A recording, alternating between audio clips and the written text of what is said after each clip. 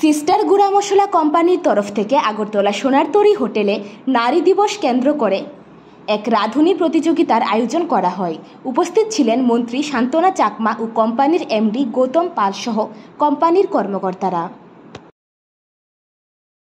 আজকের যে প্রোগ্রামটা মেনলি আপনারা জানেন যে 8ই মার্চ আমাদের আন্তর্জাতিক নারী দিবস, সেই উপলক্ষে সেদিন থেকে শুরু হয়েছিল ওমেন্স কুকিং কম্পিটিশন প্রোগ্রাম।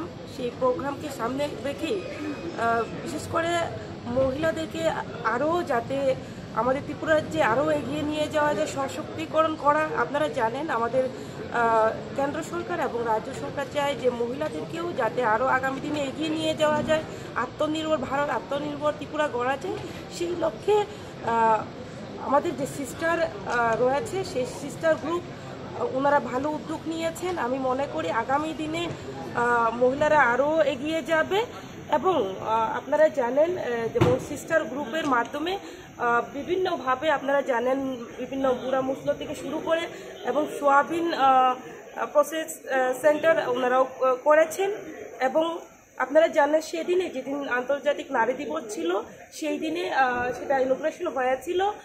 প্রতি ডেলি সেখানে 25 মেট্রিক টন উৎপন্ন হয়। তো আমি মনে করি আগামী দিনে সিস্টার আরও ভালো কাজ করবে এবং আমাদের ত্রিপুরা রাজ্য এগিয়ে যাওয়ার জন্য ওনারাও কাজ করবে। সঙ্গে সকল আমি প্রত্যেকটা ত্রিপুরাবাসীর কাছে আহ্বান রাখবো, আপনারাও স্বনির্ভর হওয়ার কাজ করুন এবং সরকার আপনাদের সঙ্গে রয়েছে। আপনারা আমরা মিলে ত্রিপুরাকে আরও এগিয়ে নিয়ে ব্যুরো রিপোর্ট, জনদর্পণ।